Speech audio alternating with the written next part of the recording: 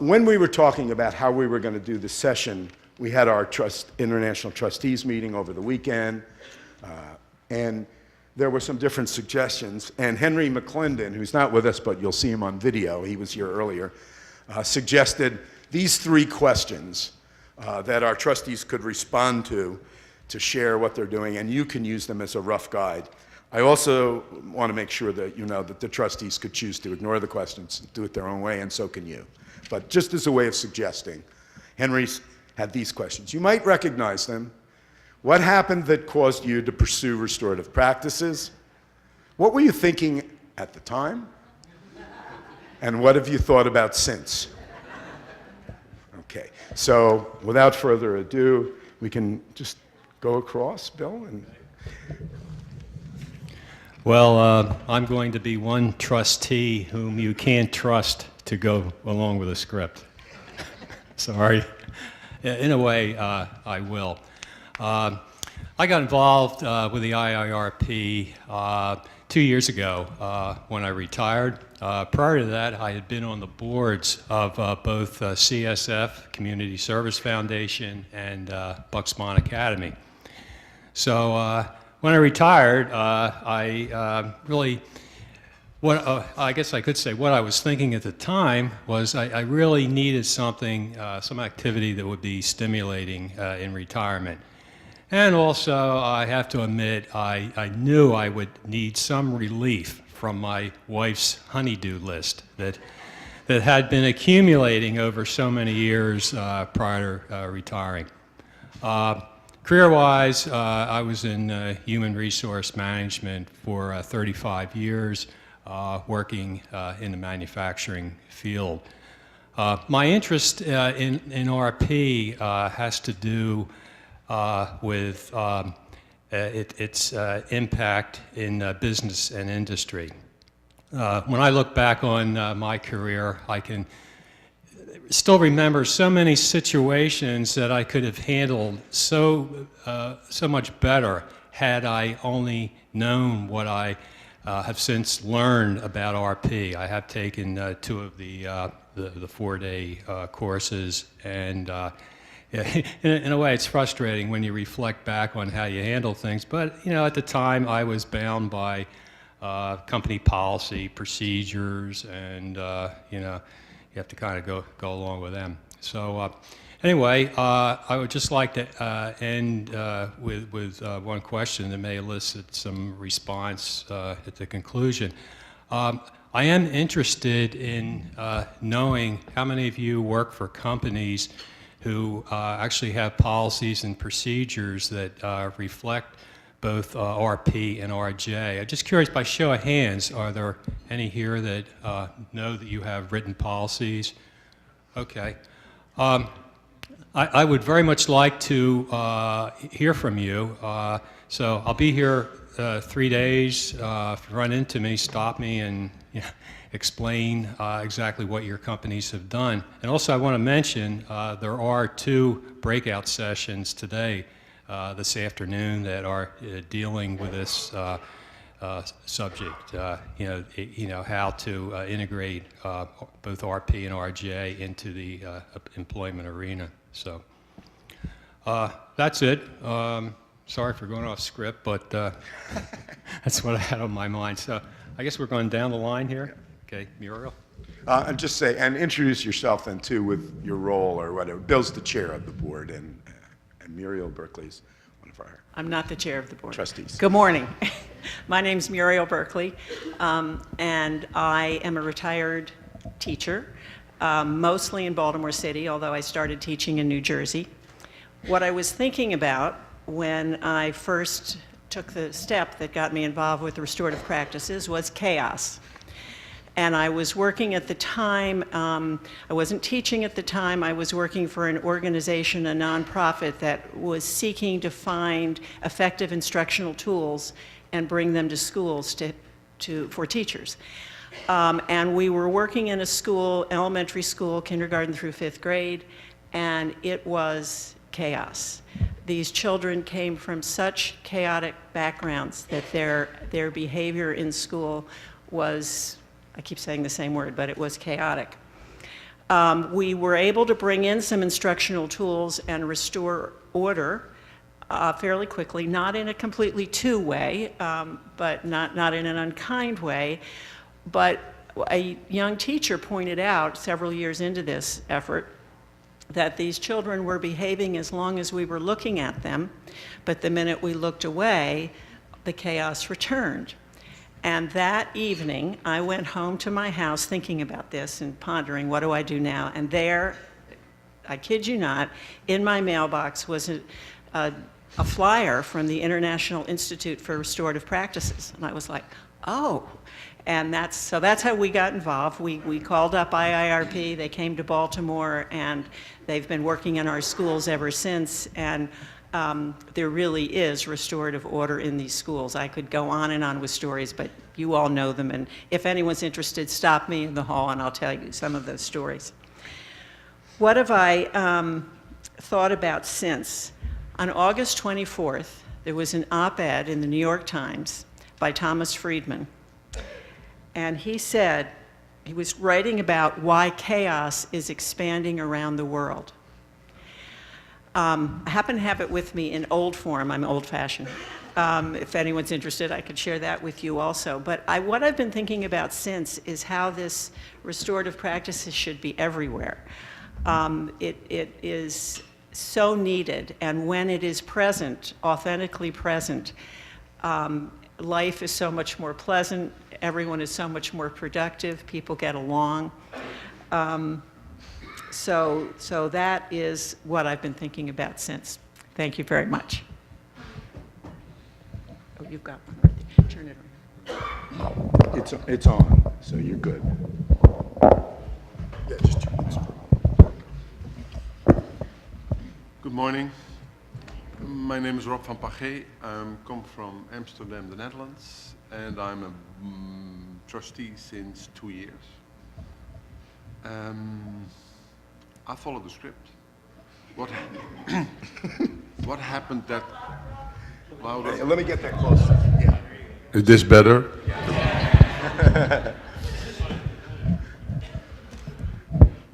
Okay, what happened that caused you to pursue restorative practices? I started my career as a young social worker in the child protecting services in Amsterdam. And if situations in families went wrong or even worse, then the state can move in. That's actually was my job, protecting children, as we always said. Actually, I see that work, what I did years, as I was a young, nice guy coming into families, and actually some of your presidents has once give that quote, and that's always in my head. I am from the government, and I'm here to help you. That's sort of a summary of my work at that time, and well, basically, quickly I got sick and tired of that, because that's the work of taking children from their families into other families, and that was not very exciting for the children, probably, but. And I changed my work and my line of work, and I got much more into foster care. I got into foster care training and assessment, and I learned very much on from this whole assessment thing that you can trust processes. On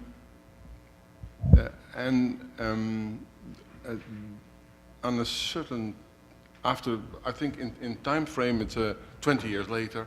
I got in contact with the family group conferencing inspiration from New Zealand, and also then with the restorative things, and that was for a guy who was helping families, really a big change.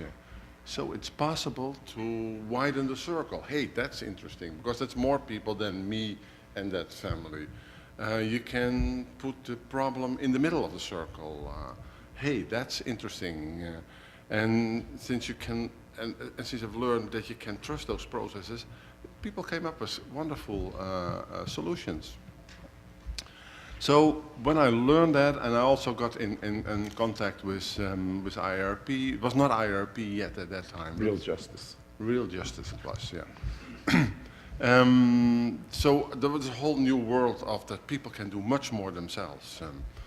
So what we were thinking at the time, I thought, well, that's a great idea. Let's do it. Let's go home and let's do that. And that changed. That was not so easy as I thought, because like the people in this room, there's a lot of enthusiasm for this kind of work. And also in my country, it was easy to get the circle bigger and more people and involve more people. But, and so we did a lot of training and making circles bigger. Did a lot of work in trying to implement it, to understand it and to implement this. We did a lot of discoveries. Actually, we created the whole organization for this, to make family group conferencing going in my country, but also to have these restorative practices. And we found a way to sort of intervene that and make that sort of one system. And I learned from that, I think that was the biggest thing, that family group conference and restorative practices are system change. It's really a different way of working with citizens, with families, with small citizens and big citizens. But if you want to make it into system change, then you really need to do something more. So what have I taught since? I learned that it is, you can train the whole world, but the next day the whole world is in the old mode again. And they don't come up with referrals and that kind of things. So we learned very much that you have to have more power. There's this whole concept of the live world and the system world. I don't know if you're familiar with that, but actually it's very easy. The live world is what you have. If you come from home this morning, then you come from the live world. But if you go to your work and you go into the door of your work, then there are all these procedures and things that you have to work with. So there is this is two worlds that all of us usually are in, and that is a very, very. You need to find a way to. No, say it differently. These two worlds don't easily mix. They don't. I came there to help. Remember, that's what I came from the live world to help I came from the system world. I help in the live world. That's not so easy to do. So we learned that family group conference, but also and restorative practices, are bridges between these two worlds. But then you really have to work on that. For us, it meant that we also took a political tour, because if you not change the law, then you can train forever. But we worked very much with our parliament to make it possible that you cannot force families to get into this process, but you can force the people from the system world to say, you first have to offer a conference if there is an issue or a problem. So I think, and that's even a lot of work. That took us, I think, 5 years to really get it into law, and it's in place now, the 1st of January next year. But also know that this is not the solution. We're not going to get to heaven on earth now, since it's in the law. But still we need to do a lot of work. And I think that this whole I think family group conference and restorative practices are sort of crowbars to make the system change, because the system is not really needs to be changed, because I think that we want to work that circles is a normal thing, that the society could think circles. Hey, there's an issue, there's a problem, let's think circles. But that needs, and in that way, FTC and restorative practices are very much powerful, and we really need to think about strategies to change that into society, to change the society with that. Thank you. Oh. Good morning. I am Vidya. I was born in Hungary, but I was born in Romania, but I live in Hungary. Probably the mistake I just did is because the part of the Romania where I was born belonged to Hungary 1,000 years ago. So, 25 years ago, I started to work in a reformatory school for juvenile delinquents. I think it's much more like you call a secure unit for young people aged between 14 and 18. I started to work as a psychologist there. I was a young, naive, maybe nice psychologist at that time, as Bob said. But I was really interested in what should we do in order to have less inmates in reformatory schools. What I realized in my first couple of months starting there is that the staff was not disappointed, but dissatisfied with the work, what they were doing. They knew that a lot of people are coming back. They knew that this is how things works. They knew that for more than 125 years, the institution had the same rules and the same traditions. And when I started to ask, can we do something different, I was told, no, this is a governmental institution, this is how things has to go, and you have to accept it. But I couldn't, because working with young people, I realized that there are a lot of problems of approaching the young people as well. So it was not just the staff satisfied, but they were the students or inmates satisfied with what is happening. My biggest lesson, what I learned, was that they were feeling as victims because they were far from their family. They didn't have a very good understanding of why they are locked up. They felt like being surrounded by people who know better what to do, and they felt hopeless because after spending a few years in a reformatory school, they went home, but nobody knew at home what good things or bad things had happened with them. The outside world have no idea what little steps had to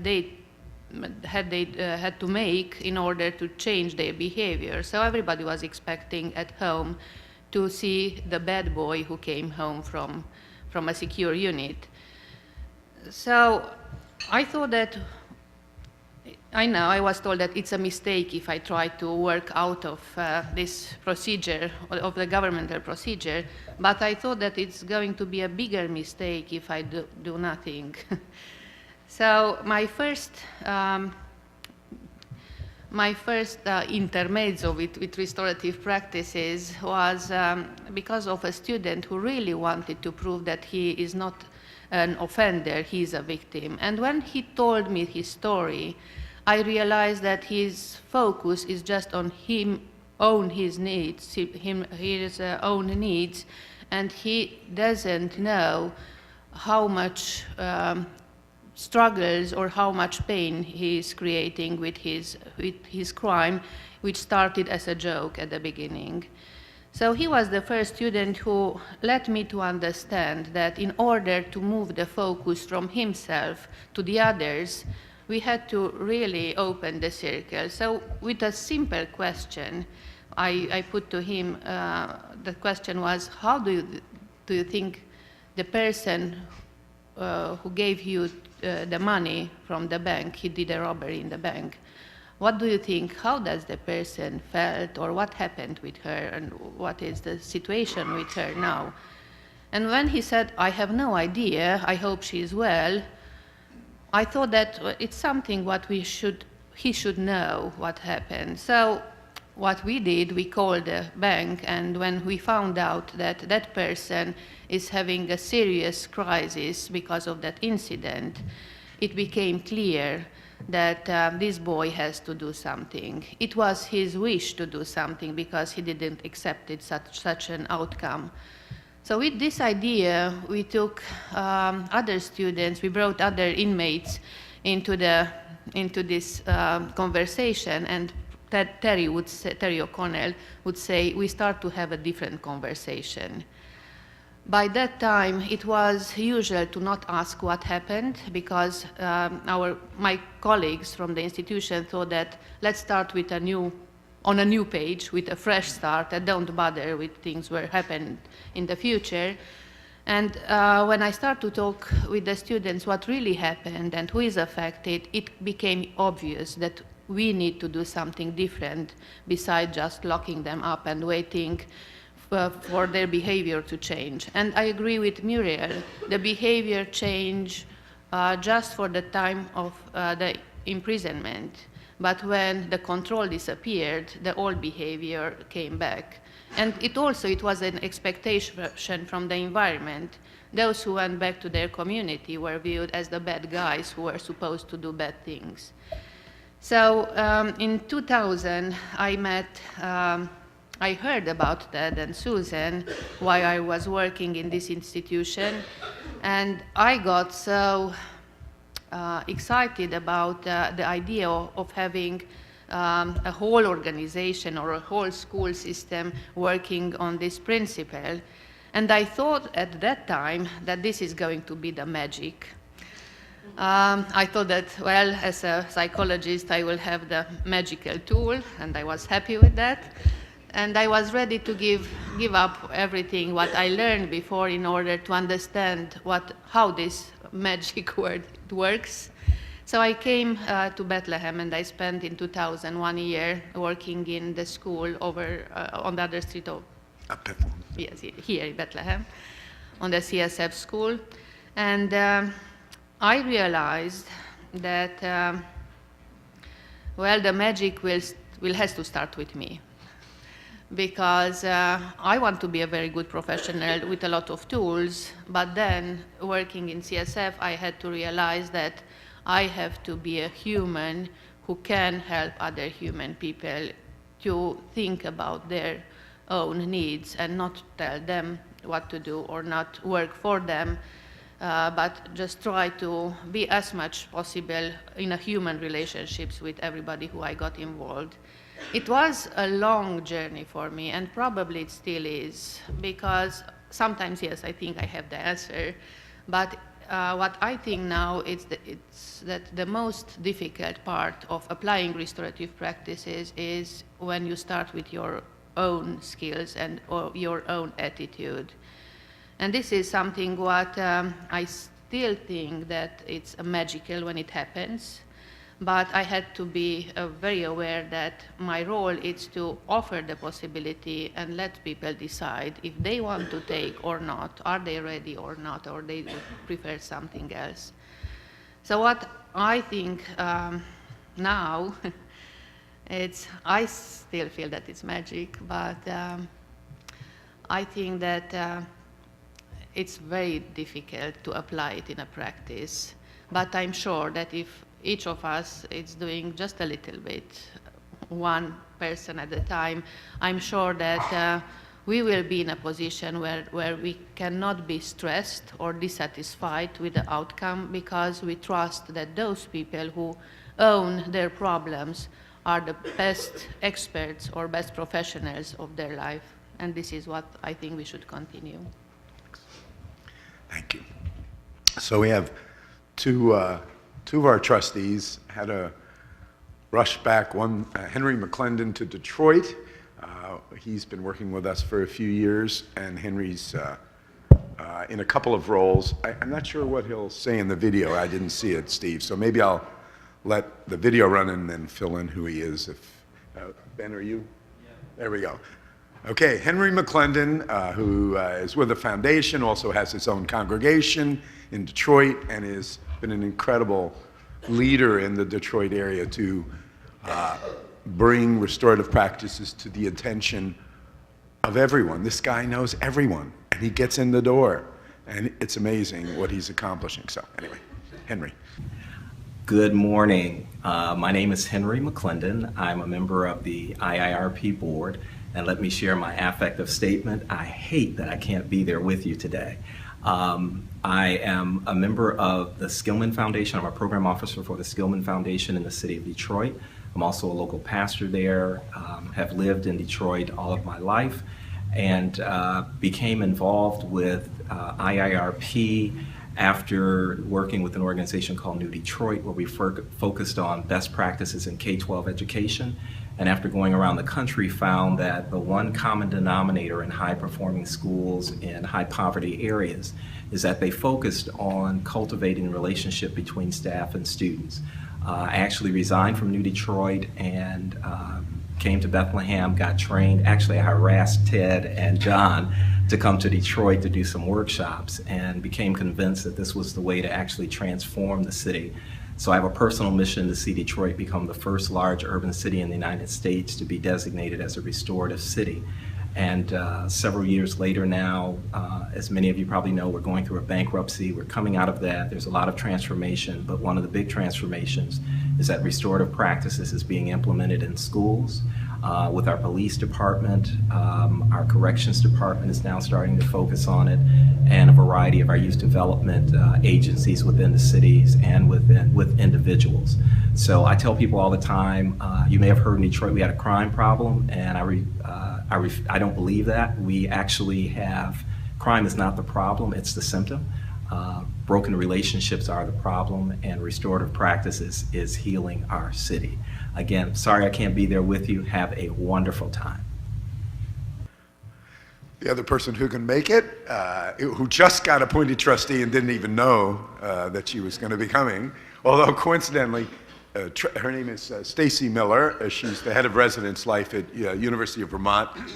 Took this huge leap, didn't do it a residence hall at a time, but trained all the resident advisors, 5,500 students in residence halls, and transformed her residence life system into one in which RAs engage in circles. When it starts, gets people engaged in thinking through what community standards they want. It's been amazing, and she's very gutsy. And so we asked her on the board. She came down Thursday separately, because Lehigh University is starting to implement our Building Campus Community program, and she kindly came down, went home, and came back Sunday for the board meeting, and then flew home because she had all these things. So you'll get a sense of her from this video, I'm sure. Good morning, everyone. My name is Stacey Miller, and I am a newly appointed Board of Trustee member for the International Institute for Restorative Practices. I currently work at the University of Vermont as the Director of Residential Life. I also own my own consulting business that does integrated diversity management. I first became aware of restorative practices approximately 5 years ago. A colleague of mine, her name is Gail Champenoy, I always like to give her credit, was encouraging me to take a more restorative approach in my residential work with students and community development. However, and unfortunately at the time, I just didn't really understand or grasp what she was talking about. It was only until she brought in a restorative practices expert. His name is Charles Johnson, and he serves in Vermont as one of the folks who helps the K through 12 system, and he actually ran a circle where I began to understand how restorative practices could be implemented in a residential setting with students as a way to build community, build social capital, relationship capital, as well as repair harm when incidents occur in the halls. And so I've been, again, doing restorative practices in my professional work for the last 5 years. I've enjoyed it. It's changed for me the way I think about my work and my relationships with students, and what I hope to contribute long-term to the International Institute for Restorative Practices is trying to bring this to higher education as a way that all residential life programs in the country kind of operate and work. I think it's fundamental to the success of residential communities that we find a better way and a different way to engage students in community development. And I do believe wholeheartedly that restorative practices is the way to do that. Thank you. And so late last night, I had forgotten to get the questions. Henry was suggesting these questions, so I sent it out at 11:30, and Psvita Boy, who is in Israel, is one of our board trustees, who couldn't come this time. He wrote his answers. I didn't ask him to, I just sent it to all the trustees. So we found a picture of him, and I'll just quickly read Zvi's. I started my legal career as a prosecutor in the Tel Aviv District Attorney's Office, worked there for 5 years. As an assistant district attorney, I spent many hours in court prosecuting offenders and met with numerous victims in order to prepare them for their testimony in court. In effect, I became part of the criminal justice system, and as such, became increasingly aware of its deficiencies. I saw victims have to go through traumatic experience of testimony in court and cross-examination by the defense attorney. I saw offenders going through the system without ever taking responsibility for their actions. And most of all, I felt that the criminal justice system, quote, was not doing, quote, justice. That was the trigger for my graduate studies at Columbia Law School, where I looked into alternatives to complement the criminal justice system. And this is how I discovered restorative justice and restorative practices. One might call it love at first sight, and this would not be an inaccurate statement. The minute I came across these processes, I understood their unbelievable potential. What was I thinking at the time? Well, I was in love. And when you're in love, you tend to ignore problems and disadvantages and see only the good. During my studies, I traveled around the U.S. He did his dissertation on restorative justice. I traveled around the U.S. and attended different restorative justice programs and processes, either as an observer or as a participant, a community member of sorts. I started facilitating restorative justice processes in Midtown Court in Manhattan in a program called Community Impact Panels, and felt privileged and honored to take an active part in a general global movement that is set out to change the criminal justice system as we know it. What have I thought about since? Well, it's been quite a few years since my honeymoon phase with restorative practices, and I still believe in its many wonderful advantages. That being said, our criminal justice system is still pretty much the same as it was 10 years ago, and restorative practices are not perfect. There is much to do in this area, and the integration of restorative practices into our day-to-day lives is only in its early stages. The real challenge for us now is to make sure that whenever the system tests restorative practices, they are done correctly. I feel that a window of opportunity has opened, and in a number of public systems, there is a willingness to test restorative practices. It is our responsibility to make sure the window does not shatter or close before restorative practices are fully integrated into the public sphere. I'm a trustee too. And I've told my story in things I've written. I first ran into restorative practices, not by that name, but ultimately we settled on that name when I met Terry OConnell here in Pennsylvania. He was on his world tour on a Winston Churchill Fellowship. And when I began to realize how he was using it, I felt really akin to it. And I should have been tipped off as to the struggle, because, you know, obviously both V and Rob have very much pointed to how the system pushes back and doesn't change very easily. So I'm all excited. I hear this guy, I heard Nathanson speak about how it applies. We're on a break outside, and I'm with the, let's see, I shouldn't say who it is, a prominent person in the criminal justice system in our area in Bucks County. And I'm all excited, and he goes, oh, probation officers are going to really worry about losing their jobs if this comes in. So right from the outset, I should have been paying attention more.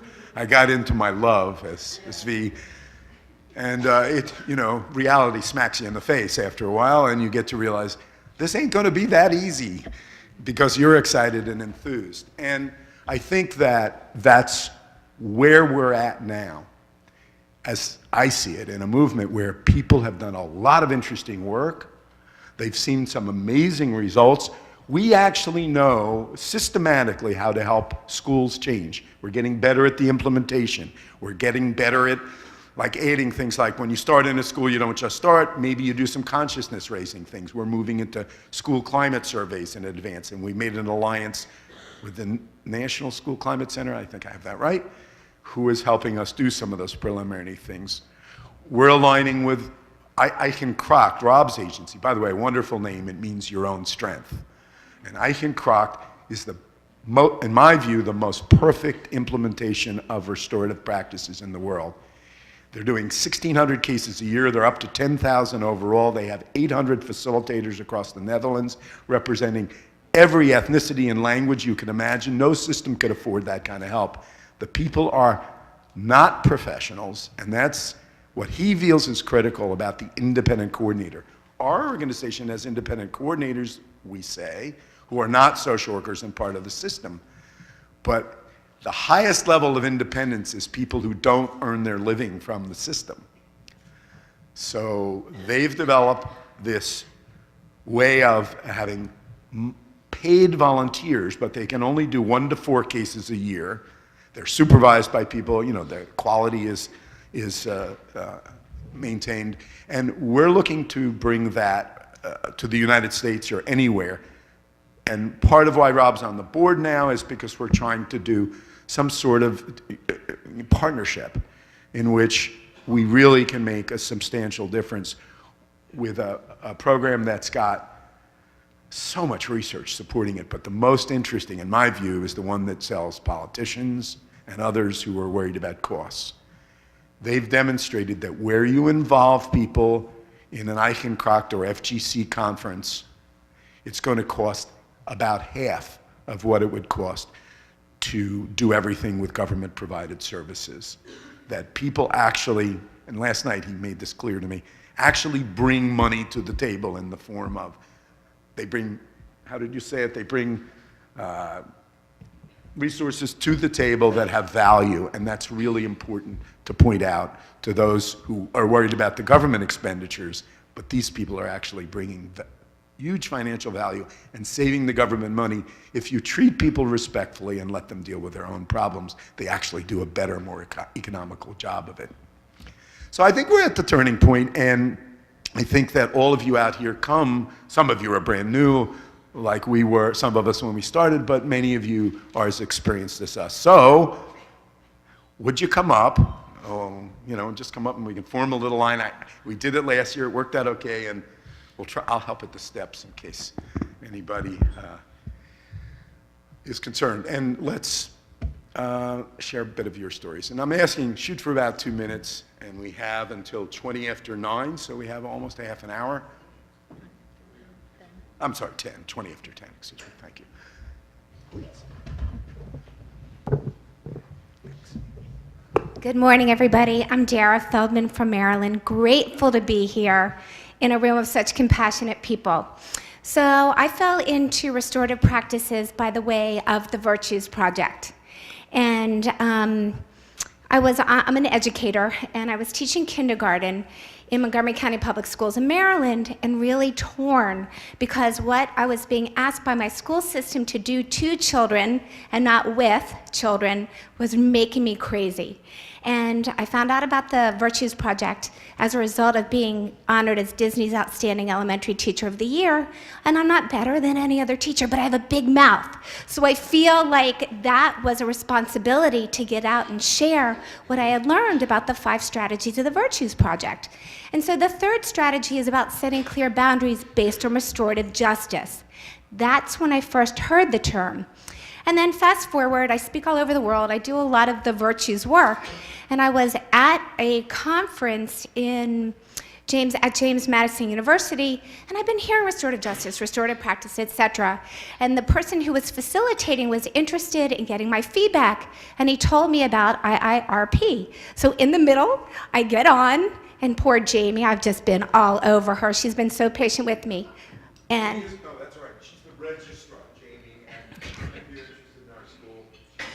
so I signed up, and I have taken 4 courses that are amazing, life-changing, outstanding, and the people who participate. And what I realized was all of the 5 strategies of the Virtues Project, they are restorative practices.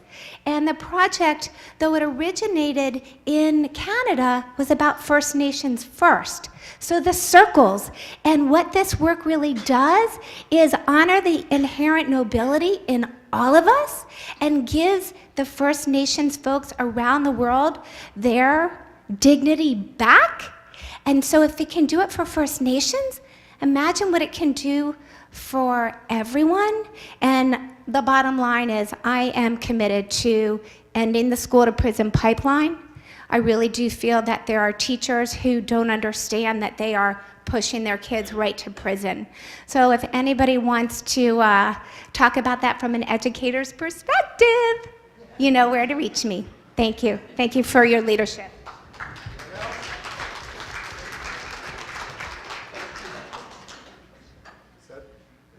You're coming up? Yeah. Great. Anyone, come on up, and we have a few chairs here and be on deck. Come on, this is great. We need a few more speakers. There you go.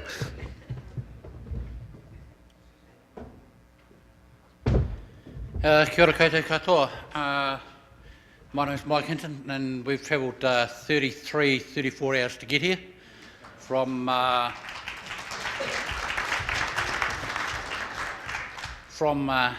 Ruatoria, New Zealand, and from Wellington, New Zealand. I'm the General Manager for Restorative Justice throughout the whole country, doing victim offender conferencing in schools, in prisons, post-sentence and pre-sentence. With me are 2 ladies from Ruatoria as well, and they've involved in the programs in New Zealand. We've been involved in family group conferencing since 1979, and we've been really heavily engaged in restorative practices and restorative models within the whole country.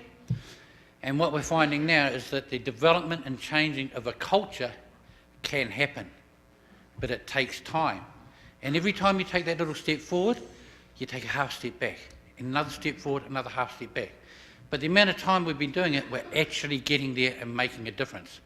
So we're looking forward to meeting and greeting everybody here and sharing our experiences and joining with you in this wonderful next 3 days. So kia ora everybody, thank you.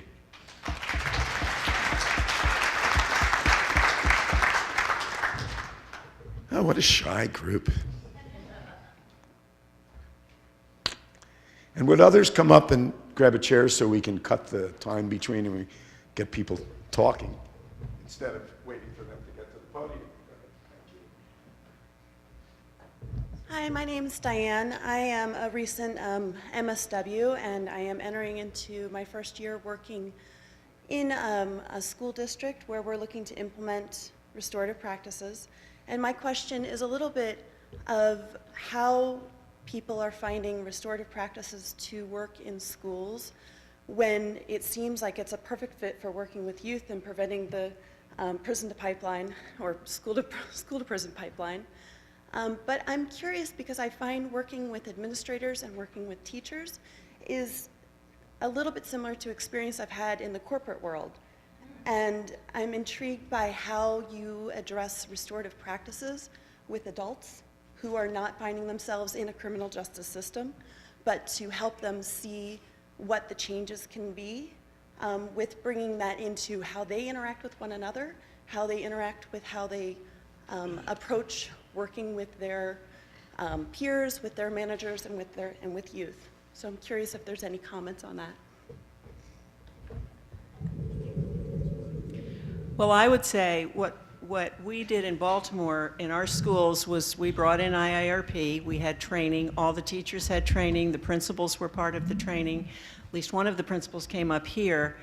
But I would tie a couple of things. The gentleman from New Zealand talked about culture can change, but it takes time. And so I don't want to pretend that it was easy. I have one. So you're right. I mean, we're asking adults to change drastically what they've been used to be doing. And some respond right away because it just feels right to them, but for some it's really seems very difficult. I'll tell one quick story. There was a woman who came up the roughest way you can come up in Baltimore, and was a teacher, and didn't think a whole lot of me because I didn't come up the rough way and wasn't even from Baltimore. And we'd known each other a long time, and we had a personal relationship actually, and we'd helped each other out and done different things. But this thing was really made her very angry. And one of the problems was we have so many new teachers coming in a city environment who didn't come up through a tough, disadvantaged urban background, and they tend to struggle with handling some of the tough children who have had tough experiences. And so when they would fail, when they would struggle, she would end up getting the toughest kids, and she made it look so easy, but it wasn't. I mean, she was working very hard, and so she kind of resented, you're bringing in all these newfangled things, and there are all these children, and it's, you know, so we, anyway, we kept talking and we kept talking and we kept talking, and I remember taking her a cartoon because I still read the newspaper cartoons that talked about the difference of language between different social classes, but you know, made it, so that's clearly a mainstream discussion now, and I gave her that. So I give this example as something where we finally got there, and she saw what we were working towards, and part of it was pointing out to her, for these children to grow up and have opportunities that would be different than some that she or that others had had, they had to also learn to speak and act and behave differently. And we weren't going to teach that by telling them what to do every minute and do this and do it this way, and you know, the whole two thing, but by working with them and having dialogue. So I guess I would say the same thing. It doesn't happen always overnight. I mean, some people they take the training and they fall in love, as we've heard this morning. But for some people, no, it's not that fast. But in my experience over time, as long as we're patient and we care about each other, even when we disagree, and we're not going to do something to someone even though they're doing something that we don't like, but it's about and we stick with those principles, we can get there over time.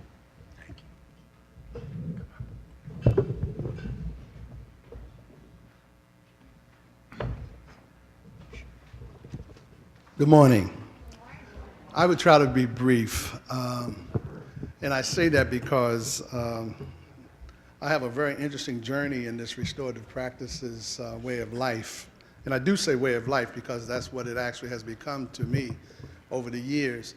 Just briefly in terms of my little history, back in '99, I represent Washington, D.C. My name is Celine Hinton. And back in '99, I was serving in the role of Chief of Alternative Detention for Youth Services Administration in the District of Columbia. And at the time, we didn't have any philosophical approach to dealing with the juvenile in our system. And it just so happens there was a lady named Gail Turner came in Washington and led our juvenile justice system. And she sent me to a training at the Department of Justice Training Academy in Longmont, Colorado. And it was a 5-day training, and I was just astounded with this information. I said, wow, this is it. This is what we need in DC. Then I also learned at the time that there was an OJJDP grant, that there were 4 states that were selected to bring restorative practices into their particular municipalities. And I said, you mean DC is not on the list? So I advocated at that moment for us to become one of those particular, even though we're not a state, to become one of those particular sites. And so I was able to go to here in Harrisburg for a train-the-trainers training and become certified to be a trainer. And that was the beginning of my new direction in life. And at that moment, I had met, and I told this story briefly yesterday, but I met a young lady named Susie Blackburn, who was actually the juvenile justice person here in Pennsylvania. And she told me about IIRP. And I said, I got to find out. I immediately called and then found out that they had a school starting, a class starting, and I immediately signed up and I came up, and I just was so overwhelmed. And I brought my wife along with me, who's a social worker and psychotherapist, and she was talking about the many trips that she took up here with me on weekends in different parts of Pennsylvania to get this training, because it was just a new excitement in my life. We're currently working with probation in DC. We are considering ourselves reforming the probation system in the District of Columbia. We're training the staff to begin to work from a restorative practices perspective. And it's so interesting because I heard you say something about the POs thought that their jobs were threatened. You talk about resistance, my God. It's just been interesting, but it's finally breaking through. It just so happens that the lady who is currently running the juvenile probation in DC was my supervisor for a short period of time when I was at Youth Services Administration. And I used to talk to her about restorative practices every day. So she was shifted over to the probation division, and for about 5 years, she would run into me and she said, I want you to train my staff. We want you to train my staff. And so just last year, she gave us an opportunity to come in and work with her staff. So I guess my comments is any thoughts and ideas that you have so that we can continue to be effective in working with juvenile probation in a municipality like the District of Columbia, so that we can do this work at the highest level possible, because we believe that restoring this system will have a lot to do with making a major transformation, not only in juvenile justice, but in criminal justice in the District of Columbia. And back in '04, when I left the government, my wife and I set up a company called Youth and Families in Crisis, LLC, and that's how we're operating under that auspices to make this transformation using restorative practices as a way of life.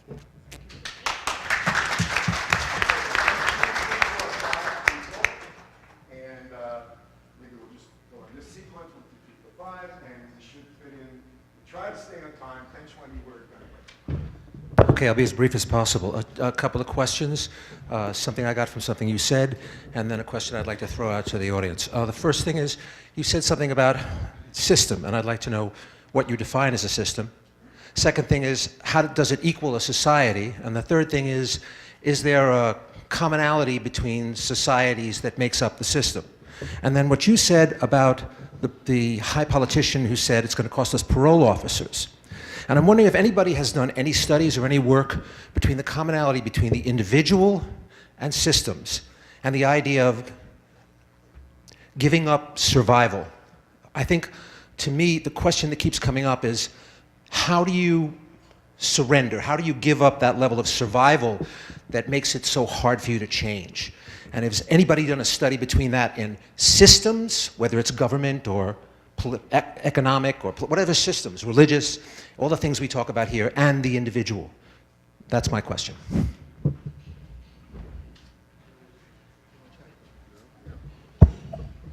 Well, sister, when we started to implement, and you hear also the stories here on the resistance is what comes from people who have a different interest. It's my job. It's our organization. It is anti-professional what you're doing, and that's not the point. So you really have to work. Well, we had to work with, in the implementation, with the system of schools, the higher education schools. They're bringing in new people who are here to help you instead of do that around. So the system change is very much the struggle that we have with the people who have different interest. It's very much about interest.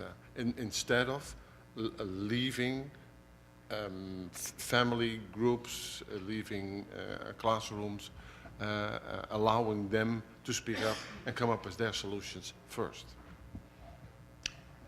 Just quickly expanding, I learned this notion of the life world versus the system from Rob and a speaker we had here a few years ago, Frank Fruchtel from Berlin, who's very much an advocate of FGC. And I looked it up, and Jürgen Habermas is the philosopher, European philosopher, who defined this terminology, and I saw a definition which has really helped me. The system is where, I'm sorry, let me do it to you. Yeah, the system is where people get paid to help each other if they're providing care and services. In the life world, we do it because we care about each other. So the motivation right from the beginning is different. And that doesn't mean that you don't have life world in the system.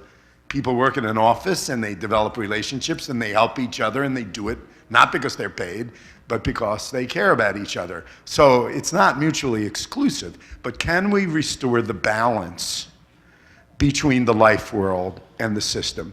We need them both, but they are really not designed to be compatible. And I just want to suggest a thing. John Bailey had a wonderful metaphor I just read that he actually wrote to O'Connell in an email the other day. John Bailey, by the way, you'll meet him again tomorrow, for those of you who don't know him. He's president-elect. He's taking my job June 30th, July 1st. But he said, you know, think about, you can take a boat across the river stern first, if you work hard enough, and you'll get it across, but why wouldn't we use processes that are congruent with the way human beings really behave and what's best for them, and let's put the bow first. And we have been, in many of our systems, accomplishing things, for instance, as long as nobody's looking, but how do you make it integral to the way human beings are, and how do you get them to cooperate when nobody's looking and they're just doing it because they care? So that's my thoughts. Please. Oh, I went the wrong way. Sorry. My name is Ken Koisenkoten. I work with Longmont Community Justice Partnership in Longmont, Colorado. And my question has to do with integrating school and judicial district programs. We currently have referrals through the schools program, as well as direct referrals from our police officers. We're starting to find, as we're engaging with schools and judicial districts, they're both hungry for this. But I'm curious, if they're hearing about it for the first time, is there a way to engage with them and build the system intentionally to where it's kind of dovetailed right off the bat? Yeah, thanks. And I really appreciated that I kept it for short people here. He had to bend down. I always have to. Okay. So make it a little higher for the next people. Anyone want to respond? Well, I think training, I mean, what we did, we went from not having really heard of restorative practices to bringing it in, but we did it with training.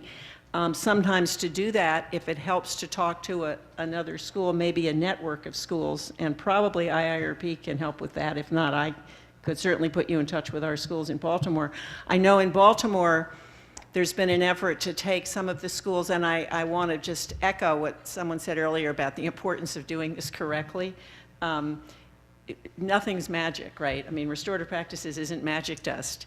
And so you really have to be restorative and have to learn how to do it, but it can be very effective. And so what the district began to do when they got interested, because of the results in some of these schools, they would bring principals and assistant principals from other schools to visit the schools that were doing it and have discussions and observe classrooms and talk to people. So I think hooking in a network like that can be helpful. I don't know so much about the overlap with the justice system. I will say one little story, because an anecdote can help sometimes. There was a teacher leaving one of our schools in the city about 7 o'clock at night. There'd been no evening program. She'd just been grading late. And she's walking out, and there in front of the school on the concrete, there was a circle of about 10 or 11 kids, ranging in age from about 8 or 9 to about 12 or 13. And they were solving a problem. She overheard it as she went out. She didn't stop and listen. She didn't know what the problem was. She could tell they were working on it. But, you know, and then she was so excited. When she got home, she sent it out by email to everybody, and we all got goosebumps and thought, oh, that's what you want, right? Right. So, yeah. Thank you. Okay, we're now with about 11 minutes left, so I'll go in sequence. You next, and don't volunteer now, because we won't be able to handle it. Hi, my name is Ryan Giffing. I'm a principal of an intermediate school, 5th and 6th grade in the Muhlenberg School District, which is just outside of Reading, PA. Reading, if you know Reading, it holds the designation now, I think, is the second most impoverished school in the nation, second only to Camden. I think they fight for it every year. But we have a lot of challenges there, and I'm doing a session tomorrow, and when the call came out for the sessions, this popped into my head. I thought we need to do something practical, because we've been implementing restorative practices now for about 4 years, and I was trained by Steve Core and kind of fell in love as the term came out, and I'm trying to get other people to fall in love too, but I'm finding that a common question I get from my staff when they come back to my office, they tried a circle, I'm a trainer, so we did the training. They come back and they say, Ryan, that didn't work. Now what do you got? They tried the circle, the kids are doing it, they did it, they said it in the circle, 2 minutes later, they're doing it again. Now what? So my session's about that tomorrow, but I thought I'd pose the question to the panel that when you encounter resistance during implementation, et cetera, and you encounter the question of, well, that didn't work, how do you respond? Can I respond just shortly? Yeah, short is good.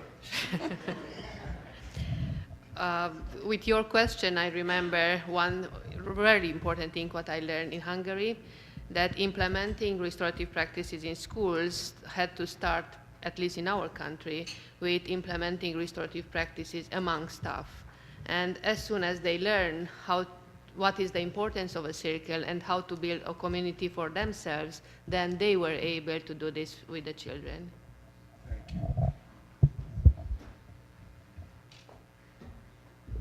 you. My name's Thomas Bingham. I'm a volunteer, so I'm not a very important person. But I work in an ideal environment for restorative practices, and that's a democratic, progressive school. And the pushback has been really pretty amazing. You'd think that is an environment which this practice would take root. And what I've sort of discovered over the last 3 years is that restorative practices is something that takes place within us. And the pushback we see from systems is the pushback from people. And I've sort of gotten interested in the neuroscience of the way we behave and the evolutionary science. And I think there's a lot of potential there, especially it's been developed in the last 10 years. And so when we feel pushback, it's a human pushback. It's not necessarily a systems pushback. It's a longing for another way of doing it. And that resides in all of us.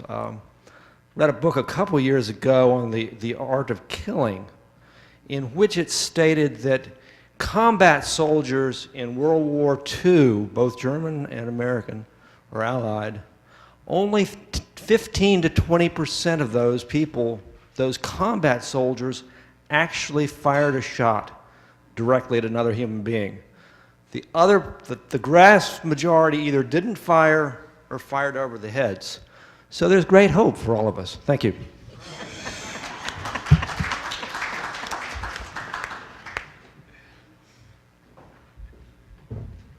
My name is John Coutreau, and I've been doing this associated with IIRP for about close to 20 years or more now. One area where restorative doesn't really work well is in dentistry. That's the reason I can't speak very clearly. But this will be a little obtuse, but my question will be about whole school implementation. Currently, I'm not sure I'm the first, but I'm probably one of several of the first people who work within a public defense agency. I work with the New York State Defenders Association, and we're the public defense backup center for the entire state of New York's all their public defenders. And I'm now on staff. I was the director of, investigation support project because I'm a criminal investigator, but now I'm the staff restorative practitioner. So I think that There are a lot of things that we call attorneys, that we call lawyers. Those are two of them, attorneys, lawyers. And then there's a lot of them that we can't say in public. But there's one that does kind of get underused, and that is counselor at law. And part of, I think, the work that I'm trying to do, Sujatha Baliga and other people have been, basically how do we re-educate or uneducate attorneys to be counselors at law? And to instead look more holistically at what the needs of, it's not just you defending your client against the crushing power of the state, they also have responsibilities frequently, unless it's a case of actual innocence, which I've had those cases. And in those cases, you want to act like an attorney. But in the vast majority, there's this kind of conflict between being a restorative practitioner and what that requires, and what it requires to be working in the public defense field, where a perfectly rational, appropriate legal defense involves denial of responsibility. And I'll be doing we're kind of when I registered, they called me up and said, you want to fill a slot? And today at 2:45, I'll be doing one on the flashpoints involved in that. And I think that also Viviana, I think, is here from the federal defender. I don't know if she's here right now, but she's doing one right after that on using in federal defense. And my question is, when are you going to do whole school implementations in law schools?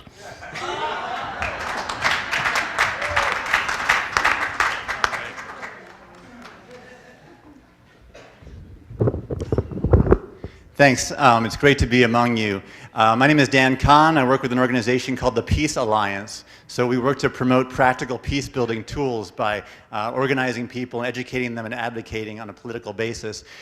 So I couldn't leave this opportunity alone with such an amazing crowd of folks who have specific expertise and background in working with children, working with adults in restorative practices, because you all have such amazing potential as champion advocates. Okay, speaking of the school to prison pipeline, there's a bill in Congress right now called the Youth Promise Act. Youth prison reduction through opportunities, mentoring, intervention, support, and education. It can pass in this session, which is talking about like the next 6 weeks. It's got bipartisan lead sponsorship, but I'm going to ask you to reach out to your House member and your Senate members and let them know you support this. We are working to get restorative justice practices specifically included in the bill during the markup if it can get through the committees that it's in. So I work with grassroots around the country, about 55,000 in our network, and when we have folks connected with a local group who have the kind of experience of the people in this room, we are thrilled to get some of them to connect directly with their members of Congress and with the professional media. So since I have a room full of folks of that caliber, of that experience, I had to make a pitch. youthpromiseaction.org, you can learn more about that. Talk to me, and tomorrow I'll be facilitating a session on state-by-state advances and legislative possibilities.